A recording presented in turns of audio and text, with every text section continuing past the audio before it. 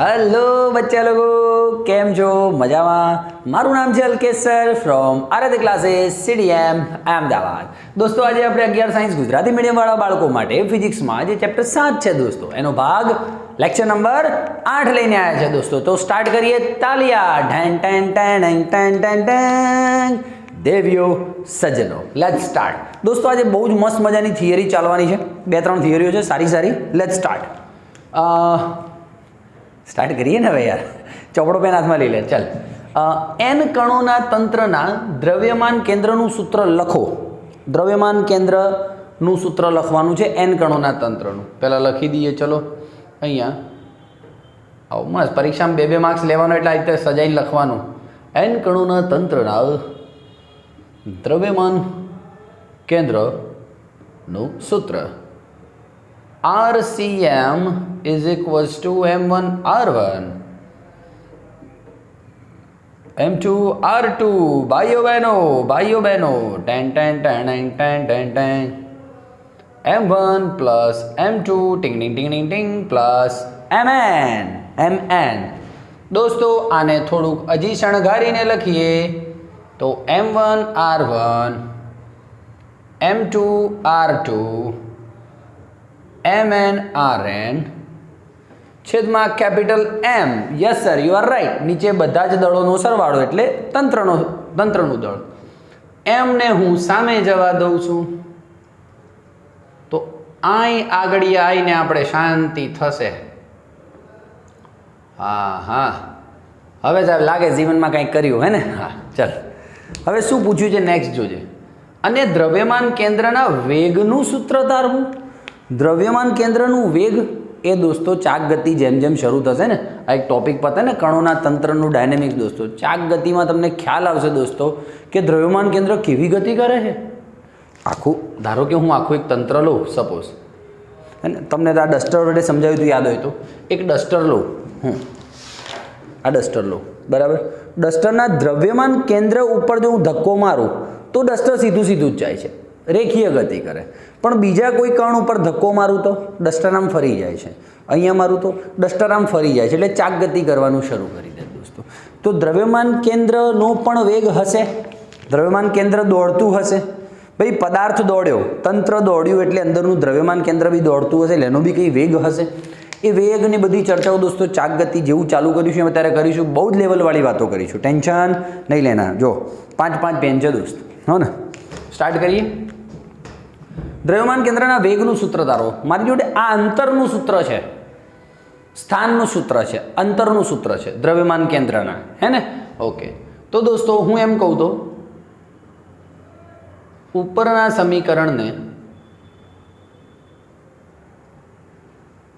समीकरणनुं T नी सापेक्षे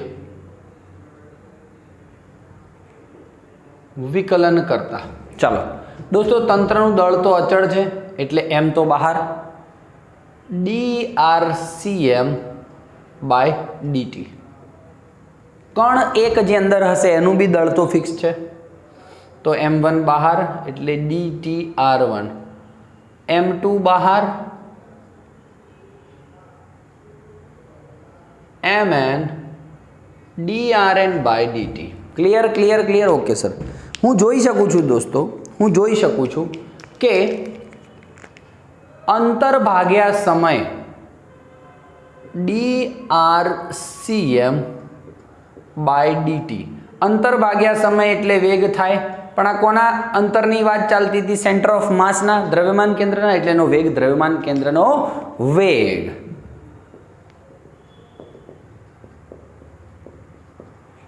द्रव्यमान केंद्रनो वेग VCM। Okay sir, तो ए ज रीते दोस्तों dr1/dt कण ऑब्वियसली शू लखीशुं dr1/dt एटले v1। कण एक नो वेग dr2/dt v2। कण 2 नो वेग, है ने। ए ज रीते drn/dt is equals to vn कण n नो वेग। आ रीते दोस्तों चाल्या करशे। तो अब આપણે આ થિયરી કેવી રીતે લખી શકીશું? એમ dRCM/dt એટલે mVCM. m1 આની જગ્યાએ v1, m2 v2 dash dash dash mn vn. દોસ્તો આ થઈ ગયું VCM નું સૂત્ર. ઠીક છે, એમને નીચે મૂકી દઈશું, કોઈ વાંધો નથી. એકવાર ઉપર બ્લર તો નહીં થતું ને? જોવા દે. धीरे धीरे से हवा गुनगुनाए, हर घड़ी खबर दे तुम्हारी, हंसी में कभी इधर कभी. डन છે દોસ્ત, ક્લિયર દેખાય છે? હા, તમે આવું કરી શકો. VCM બરાબર m1 v1 m2 v2 mn vm. દેવીઓ સજ્જનો, આવું બી તમે કરી શકો છો ને આ તમને કામમાં લાગશે. ક્યાંક દાખલાઓમાં તો જોર લેવલનું કામમાં લાગવાનું ટેન્શન લેતો નહીં. બોલો ક્લિયર હે? એક વાર સ્ક્રીનશોટ લઈ લે, રફ કરીને નવી થિયરી લઉં દોસ્ત. ચાલ,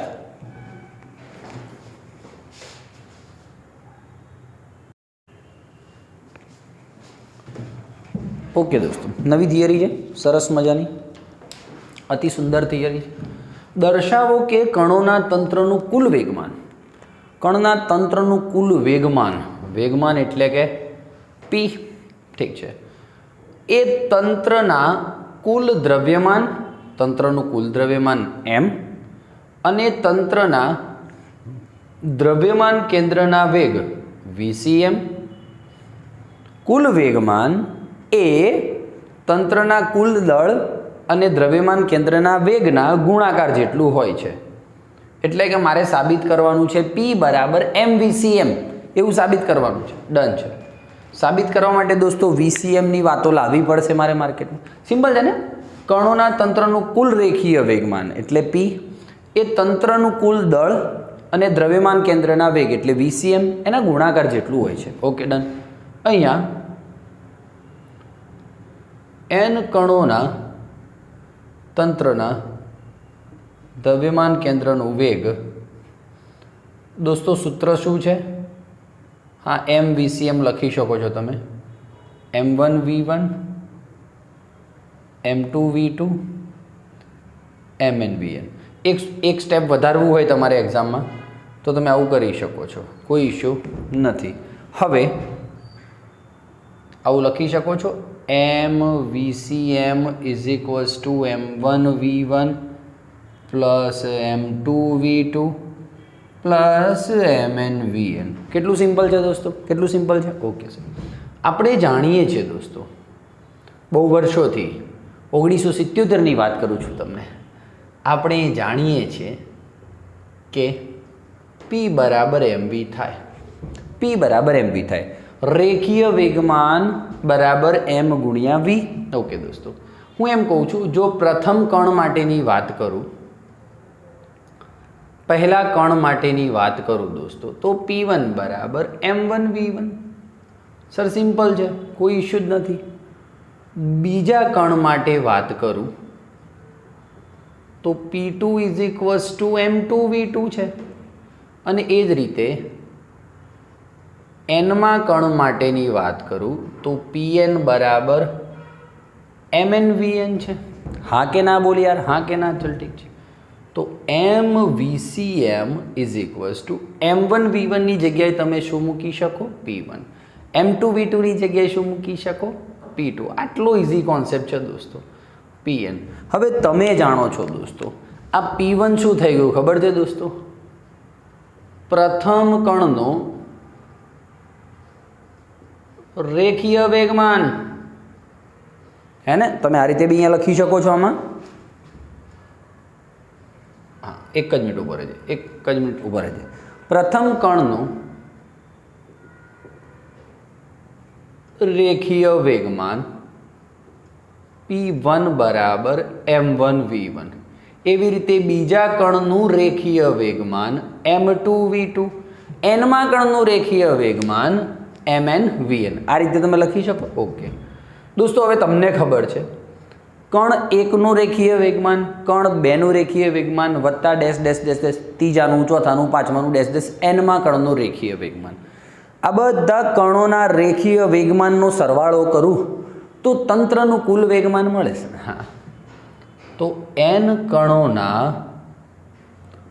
તંત્રનું કુલ રેખીય વેગમાન કેટલું હશે દોસ્તો? p જે હશે ને એ તંત્રના દરેક કણના સ્વતંત્ર રેખીય વેગમાનના સરવાળા જેટલું હોય. n કણોના તંત્રનું કુલ રેખીય વેગમાન તંત્રના દરેક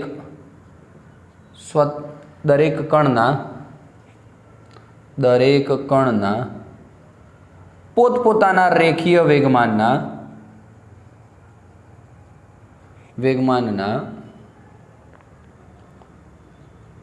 સરવાળા જેટલું હોય છે. ક્લિયર છે સર? તો બધાને હટાઈને હું શું મૂકી શકું છું? MVCM = P દોસ્તો. તો બોલો સાબિત થઈ ગયું કે નહીં? સાબિત થઈ ગયું કે નહીં? આટલી ઇઝી નાની થિયરીઓ એક્ઝામમાં 2 માર્ક્સમાં પૂછે જ દોસ્ત. ચાલ એક વાર સ્ક્રીનશોટ લઈ લે.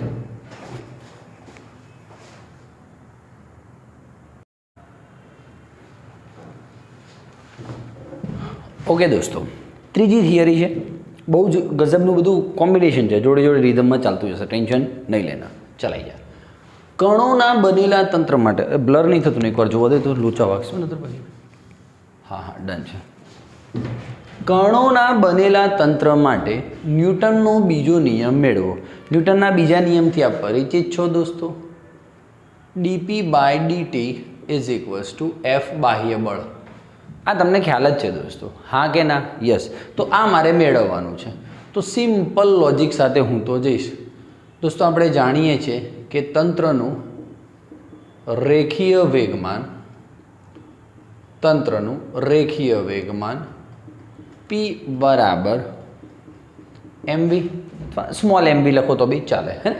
ઓકે, ડન છે. હવે દોસ્તો ટીની સાપેક્ષે વિકલન કરતા કરી દઈએ વિકલન. dp/dt = m dv/dt. કેમ સર તમે m બહાર કાઢ્યો? દળ તો અચળ જ હોય ને. ઓકે દોસ્તો, હવે dp/dt = ધ્યાનથી સાંભળજે m. દોસ્તો dv/dt ને શું કહેવાય? પ્રવેગ કહેવાય દોસ્તો. ચોપડીમાં પ્રવેગને એ લીધો છે, કેપિટલ A તરીકે, કોઈ વાંધો નથી. અને તમે જાણો છો કે ma બરાબર શું થાય? F બાહ્ય બળ થાય, હા કે ના? બોલ. ma બરાબર F થાય કે ના થાય? ન્યૂટનના બીજા નિયમ જ મેં શીખવાડ્યું હતું. યસ. તો જુઓ દોસ્તો, આ પરિણામ 1, આને પરિણામ 1 આપું છું, આને 2 આપું છું, આને 3 આપું છું. બધી ઇઝી થિયરી જો, શાંતિથી. તો દોસ્તો હું લખી શકું dp/dt બરાબર ma છે, ma ની જગ્યા લખી શકાય. તો ફાઇનલી dp/dt = F એક્સટર્નલ બાહ્ય બળ.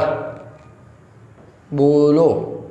તો આ રહ્યો દોસ્તો ન્યૂટનનો બીજો નિયમ, મેં તારવી દીધો છે. અને બીજા નિયમને લખવાનો હોય તો તંત્ર પર લાગતું ચોખ્ખું બાહ્ય બળ. તંત્ર પર લાગતું ચોખ્ખું બાહ્ય બળ શું હોય છે? તંત્રના રેખીય વેગમાનમાં થતા ફેરફારનો સમય દર છે, હે ને? ઓકે, ડન છે. તંત્ર પર લાગતું ચોખ્ખું બાહ્ય બળ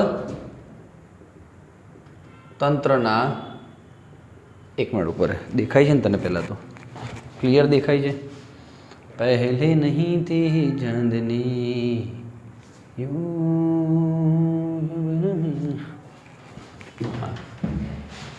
હા, તંત્રના રેખીય વેગમાનમાં થતા ફેરફારના સમય દર જેટલું હોય છે. બોલો હા કે ના? આ રહ્યો ન્યૂટનનો બીજો નિયમ. દેટ છે, પતી ગઈ થિયરી દોસ્ત. હવે નવી થિયરી હું ચાલુ કરું દોસ્તો. કણોના બનેલા તંત્રમાં રેખીય વેગમાન સંરક્ષણનો નિયમ સમજાવો. બહુ સ્મૂથલી જવાનું છે. તંત્રમાં રેખીય કણોથી બનેલા તંત્રમાં રેખીય વેગમાન સંરક્ષણનો નિયમ સમજાવો. રેખીય વેગમાન સંરક્ષણનો નિયમ દોસ્તો, વેગમાન અચળ રહે તેવું કંઈક, હે ને? તો જોઈ લઈએ દોસ્તો. સ્ટાર્ટ કરું છું, આપણે રિધમ વાઇઝ સ્ટાર્ટ કરીશું. તંત્રનું રેખીય વેગમાન P = mv.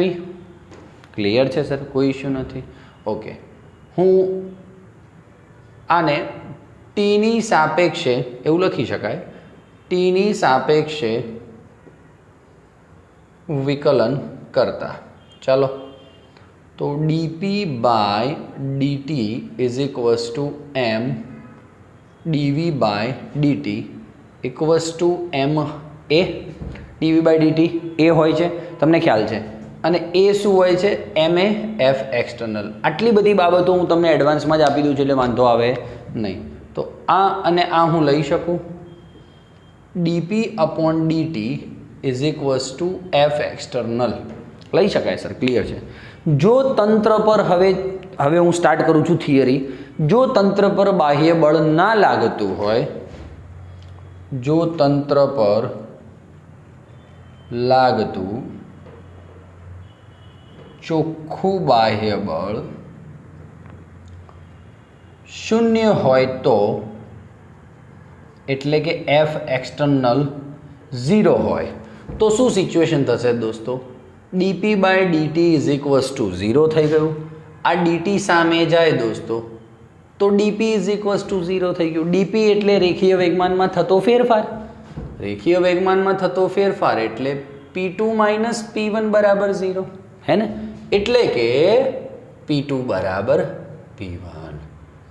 તો દોસ્તો આવ્યું કે જો તંત્ર પર લાગતું ચોખ્ખું બાહ્ય બળ 0 હોય તો રેખીય વેગમાનમાં થતો ફેરફાર 0 હોય, એટલે કે રેખીય વેગમાનમાં ફેરફાર થતો નથી. રેખીય વેગમાનમાં ફેરફાર થતો નથી એટલે કે પહેલાં અને પછી રેખીય વેગમાન સરખું રહે છે, એટલે કે રેખીય વેગમાન અચળ રહે છે દોસ્તો. આને જ શું કહેવાય? રેખીય વેગમાન સંરક્ષણનો નિયમ. ચલો લખીએ.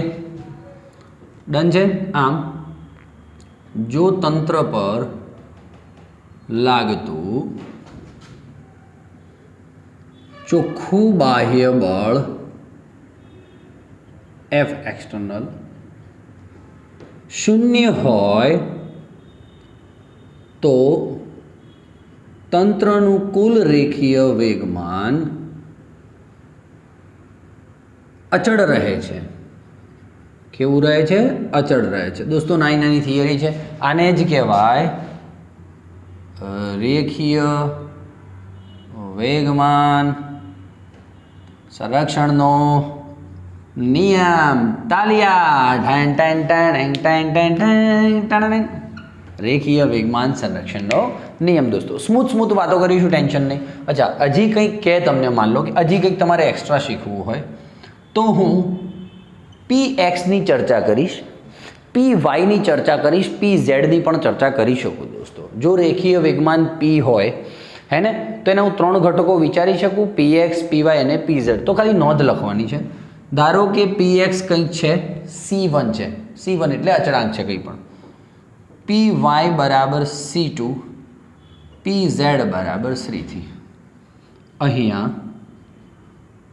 px, py અને pz અનુક્રમે તંત્રના રેખીય વેગમાનના x, y અને z દિશામાંના ઘટકો છે. ડન. અને c1, c2, c3 શું છે? અચળાંકો છે. બોલો, આટલું સ્મૂથ વાતો કરી રહ્યા છે દોસ્તો. થિયરી તમને યાદ બી રહી ગઈ છે. બસ આવું એક્ઝામમાં લખવાનું છે, ટેન્શન લેતા નહીં દોસ્તો. ક્લિયર છે? એકવાર સ્ક્રીનશોટ લેતો ઉભો રહે. દેખાય છે ને? બ્લર નહીં થતું? ભાઈ સેલ્ફ શૂટમાં તો એવું બહુ ધ્યાન રાખવું પડે સાહેબોએ. શું ખબર પડે યાર તને? ઓકે, ચાલ ભાઈ આવી. હવે દોસ્તો આમાં કંઈક નવી બાબતની ચર્ચા કરું. નવી ચર્ચા કરીએ. ધ્યાનથી સાંભળજે, બહુ મજા આવશે. ધારો કે વાત છે આ તો હું હવે અહીંયા આ ma = f એક્સટર્નલ લઉં તો MA બરાબર F એક્સટર્નલ ધારી લો, ધ્યાનથી સાંભળજો હો. અને હવે જો હું F એક્સટર્નલ 0 લઉં, રેખીય વેગમાન સંરક્ષણના નિયમને જોજો. આ પતી ગયું છે, પણ હજી કંઈક એડિંગ તમને સમજાવું છું એટલે તમને મજા આવશે. MA બરાબર F એક્સટર્નલ લઈ શકાય, ચોખ્ખું F નેટ લેતા હતા ને આપણે, F નેટ એ જ હવે ચોખ્ખું બાહ્ય બળ હો ને. ઓકે ચાલો દોસ્તો, એનો મતલબ એવો થયો A બરાબર 0, પ્રવેગ 0. ડન છે દોસ્તો. એની જગ્યાએ હું dv/dt લઈ શકું? સર લઈ શકો, આપણે ઘરનું જ છે, મામાનું ઘર જ છે. તો એ રીતે dv બરાબર 0 લઈ શકાય? લઈ શકાય સર. dt સામે જાય 0, m નીચે ગયું 0. dv 0 એટલે વેગમાં થતો ફેરફાર 0, વેગમાં થતો ફેરફાર 0 એટલે v2 બરાબર v1. એટલે કે દોસ્તો, જો તંત્ર પર લાગતું ચોખ્ખું બાહ્ય બળ 0 હોય ને, તો તંત્રનું દ્રવ્યમાન કેન્દ્રનો જે વેગ છે, તંત્રના દ્રવ્યમાન કેન્દ્રનો જે વેગ છે એ પણ કેવો રહે? અચળ રહે છે દોસ્તો, હે ને. તો શું લખવાનું? v અચળ. તો તમે આ થિયરી અહીંયા લખી શકો છો. એક જ મિનિટ ઉપર હું રફ કરું છું, 2 મિનિટ કામ છે અહીંયા. હા બોલો, શું લખશો? જો તંત્ર પર લાગતું ચોખ્ખું બાહ્ય બળ 0 હોય તો તંત્રના દ્રવ્યમાન કેન્દ્રનું વેગ અચળ રહે છે. સિમ્પલ દોસ્તો.